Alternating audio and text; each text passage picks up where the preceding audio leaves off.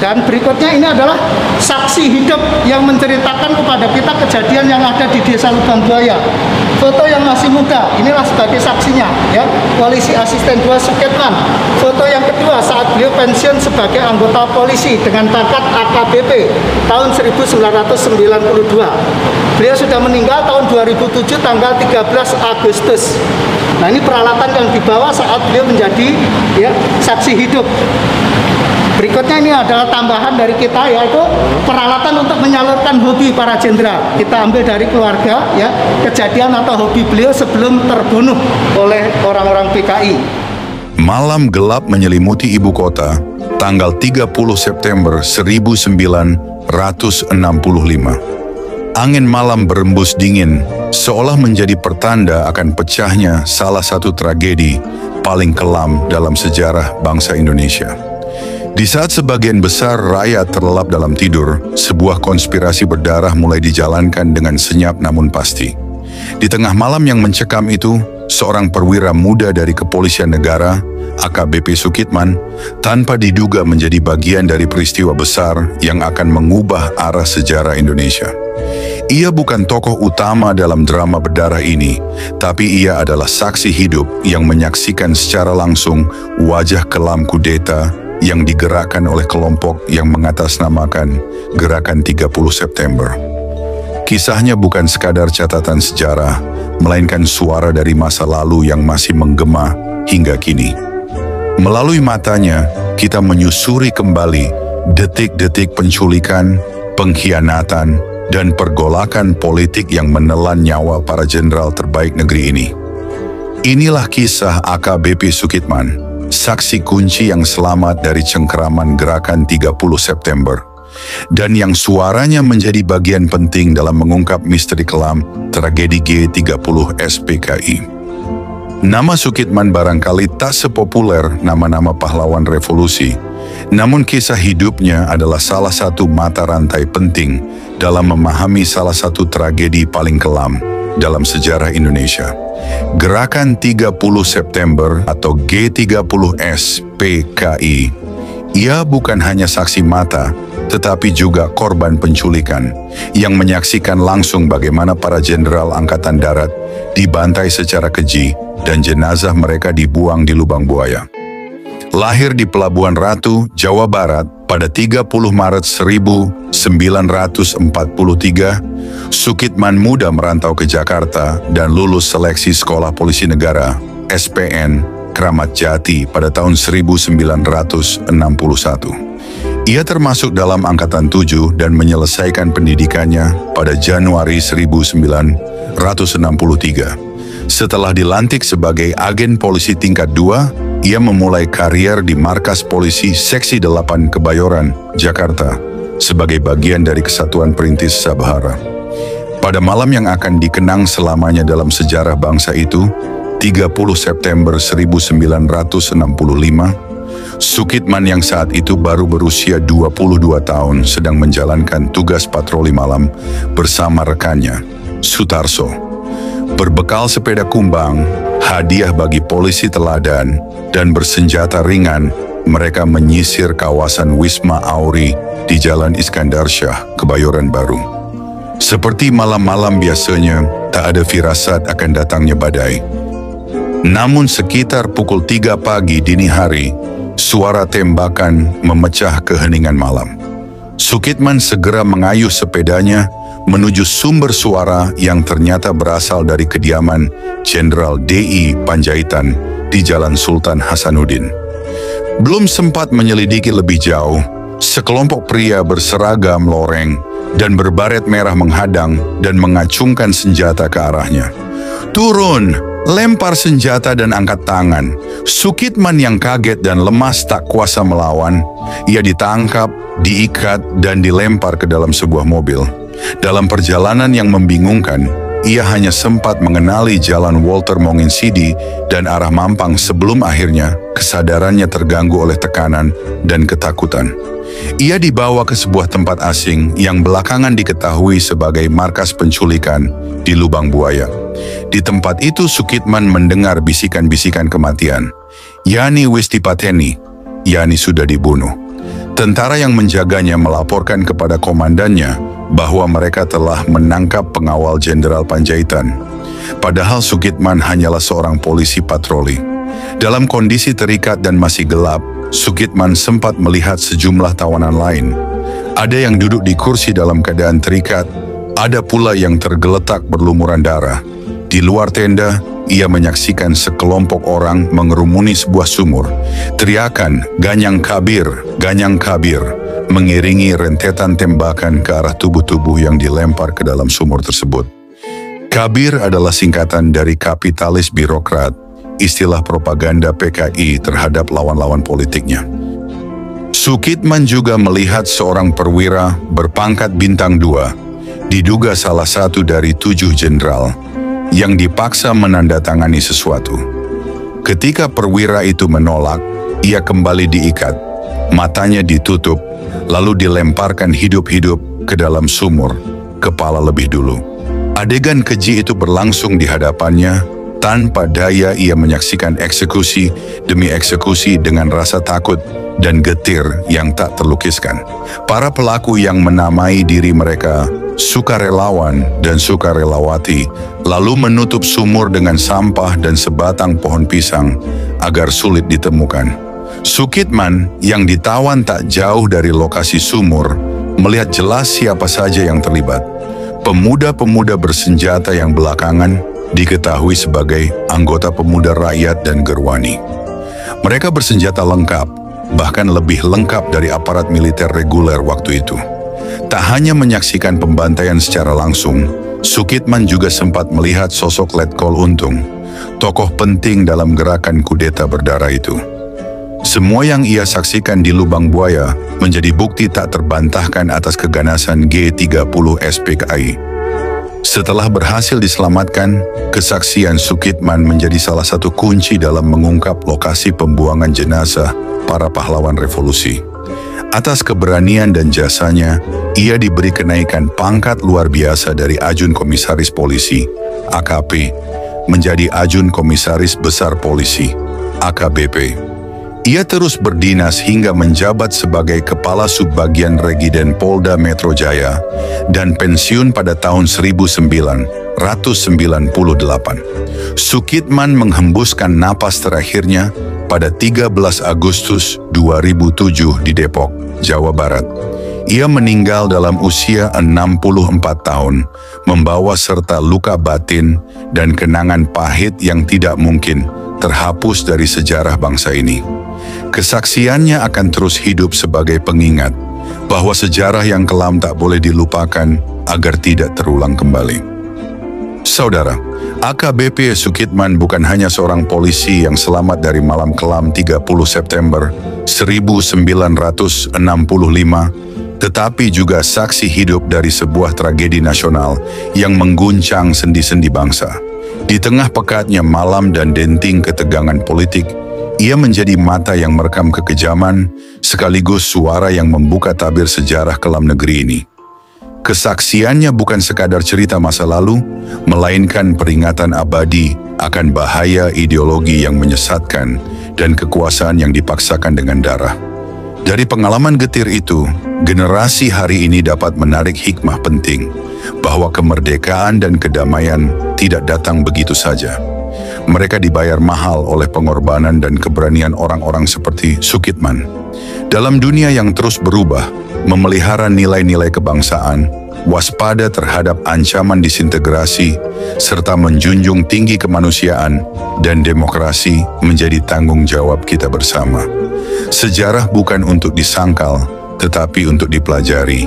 Dan dari kisah AKBP Sukitman, kita diajak untuk tidak melupakan, agar tragedi serupa tak pernah terulang.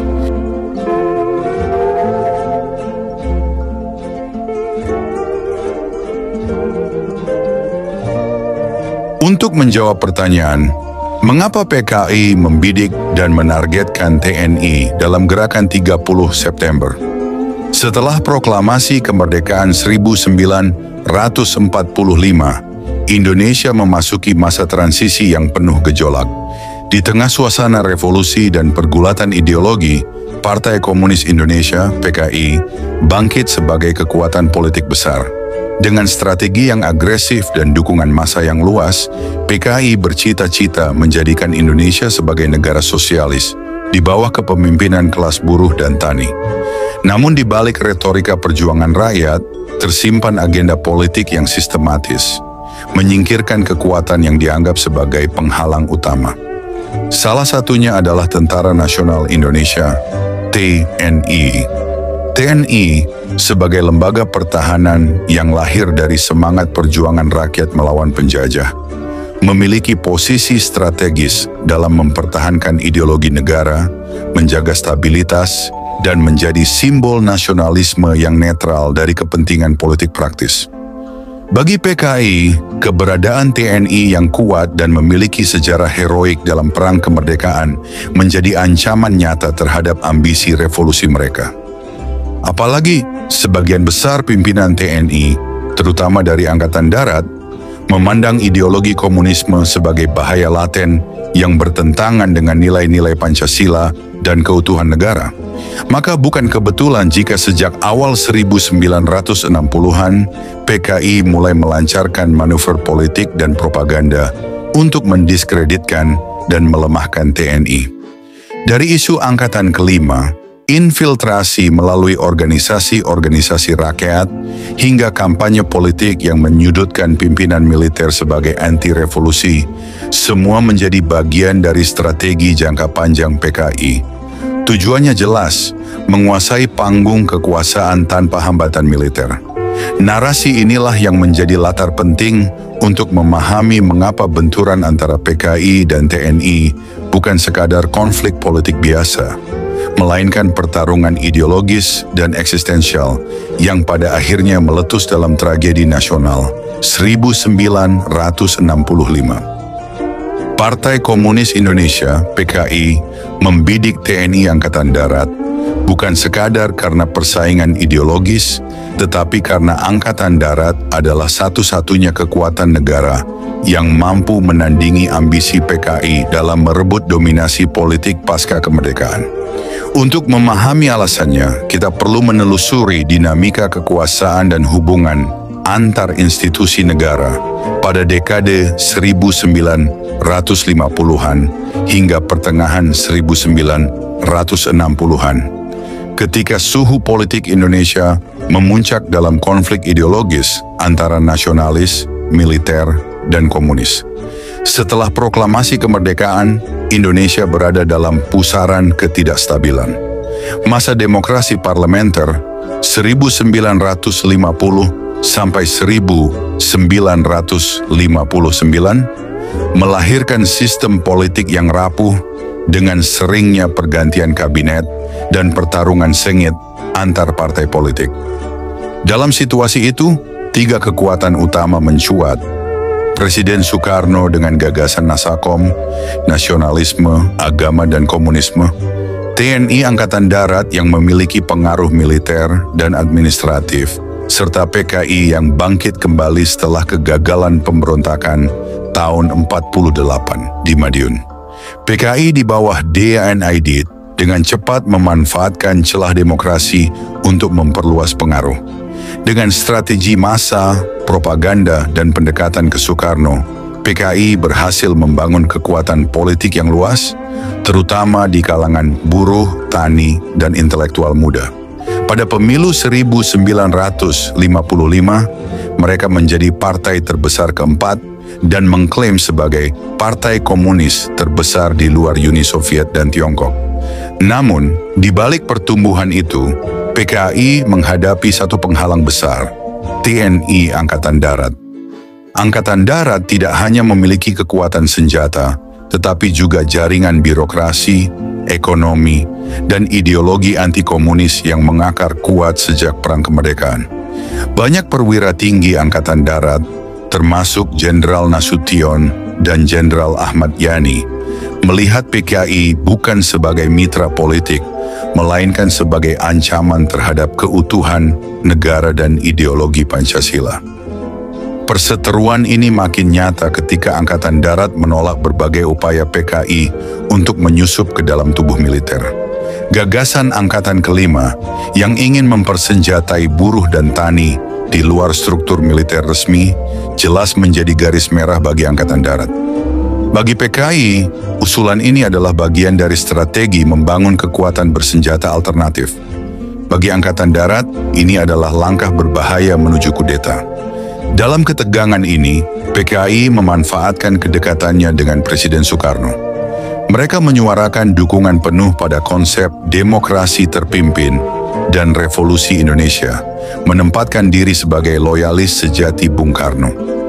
Dengan semakin berkurangnya kekuatan partai-partai lain dan melemahnya parlemen, PKI berambisi menjadi satu-satunya kekuatan sipil yang dominan.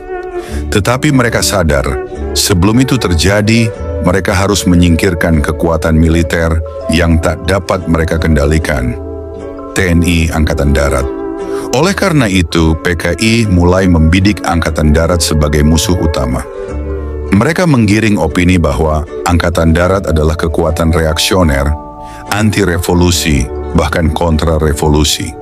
Melalui media massa seperti Harian Rakyat, PKI melancarkan kritik tajam terhadap kebijakan militer, terutama soal korupsi, dominasi dalam pemerintahan daerah, dan peran mereka dalam membendung gerakan massa. Puncaknya terjadi pada 1965. Dalam situasi politik yang membara, dengan ekonomi memburuk dan ketegangan ideologis meningkat, muncul gerakan 30 September, G30S, yang menculik dan membunuh 7 jenderal Angkatan Darat.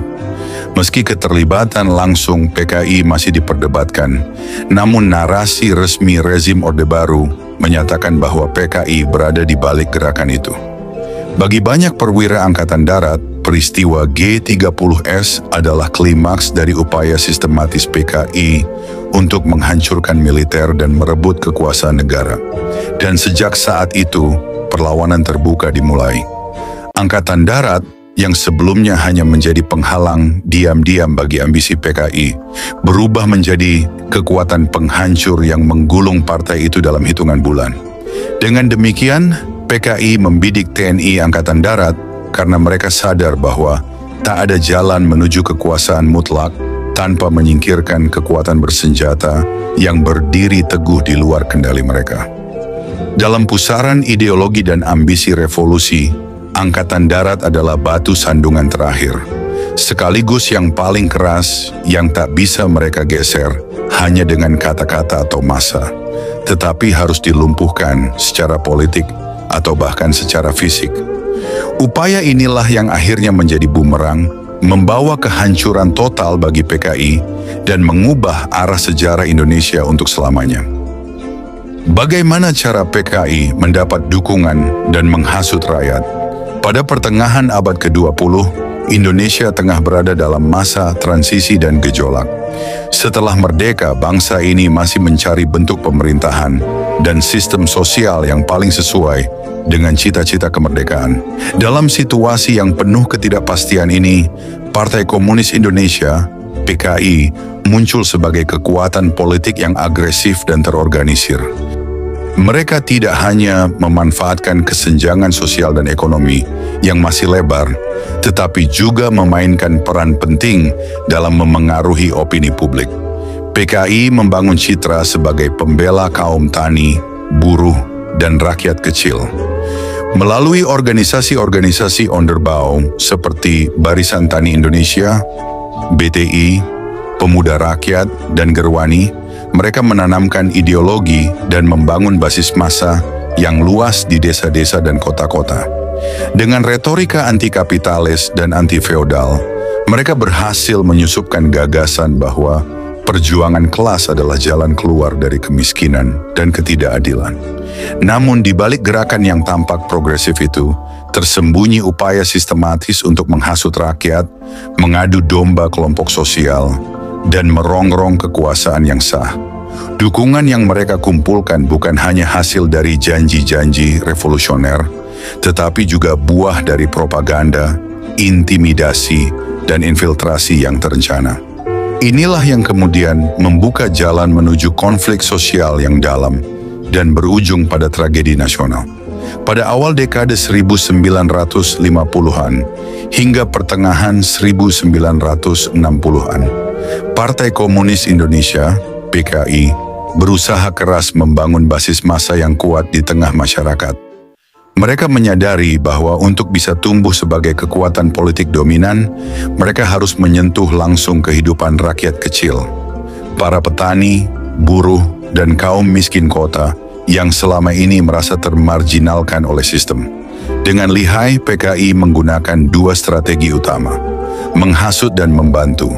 Di desa-desa, kader-kader PKI menyusup ke tengah kehidupan petani yang terhimpit oleh kemiskinan, kelaparan, dan ketimpangan kepemilikan tanah. Mereka menyulut amarah dengan narasi bahwa penderitaan rakyat adalah hasil dari sistem feodal yang dilestarikan oleh elit dan penguasa.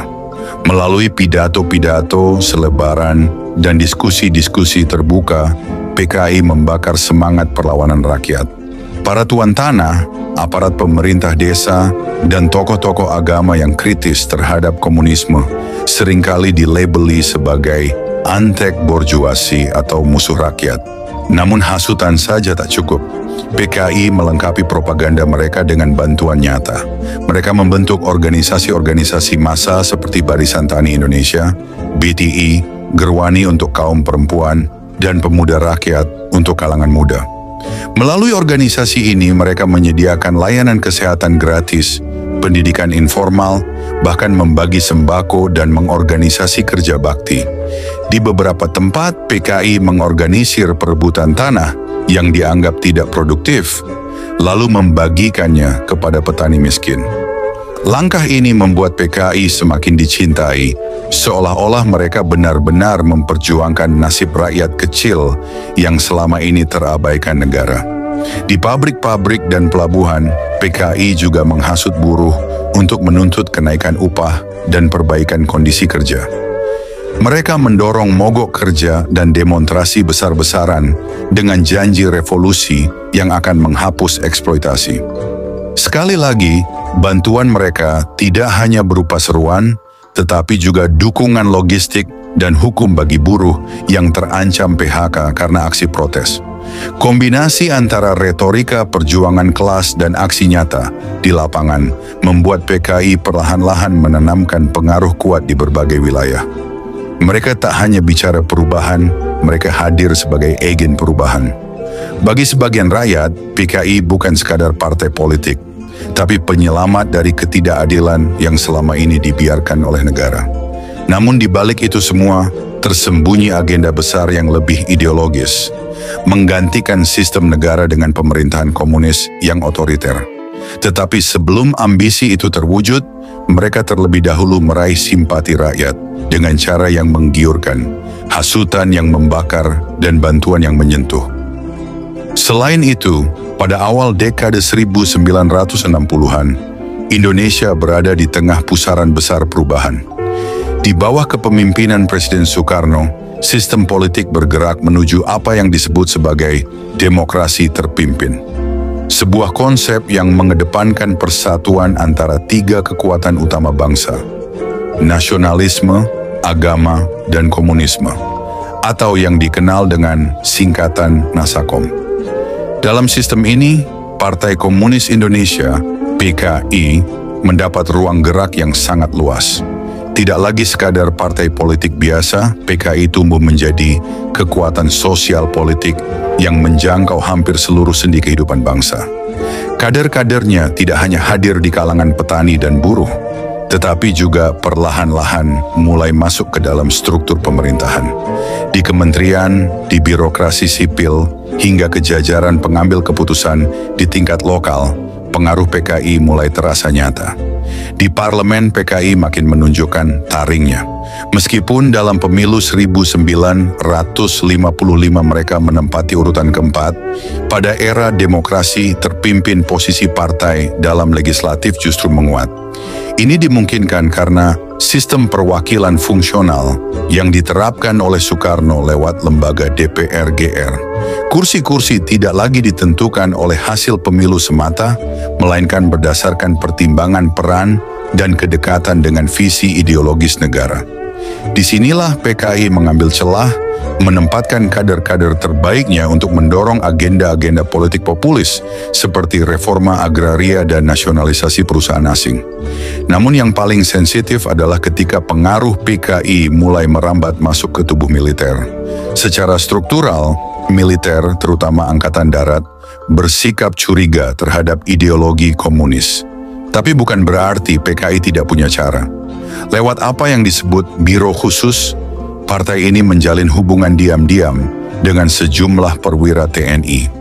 Beberapa di antaranya disusupi, sebagian lagi disodori gagasan tentang perlunya Angkatan Kelima, yakni rakyat bersenjata yang bisa mendampingi TNI dalam menjaga revolusi. Dukungan terhadap pembentukan Angkatan Kelima membuat PKI semakin dekat dengan unsur militer tertentu. Di berbagai daerah, organisasi-organisasi sayap PKI seperti Pemuda Rakyat dan Gerwani bahkan mendapat pelatihan semi-militer. Bentuk-bentuk pelatihan ini dimaksudkan untuk mempersiapkan massa dalam menghadapi kemungkinan konfrontasi dengan kekuatan asing. Namun di mata Angkatan Darat, ini adalah ancaman laten terhadap keutuhan tentara nasional itu sendiri.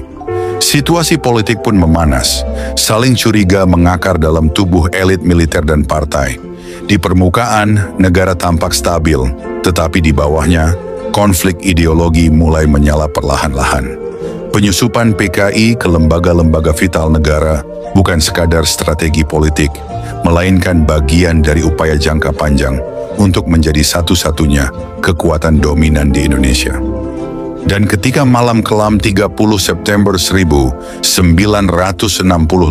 tiba, kecurigaan yang telah lama terpendam pun meledak menjadi konfrontasi terbuka.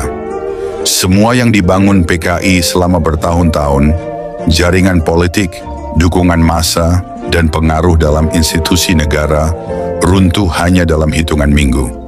Tapi jejaknya dan pelajaran yang ditinggalkannya tetap menjadi bagian penting dalam sejarah Indonesia modern. Terima kasih. Wassalamualaikum warahmatullahi wabarakatuh.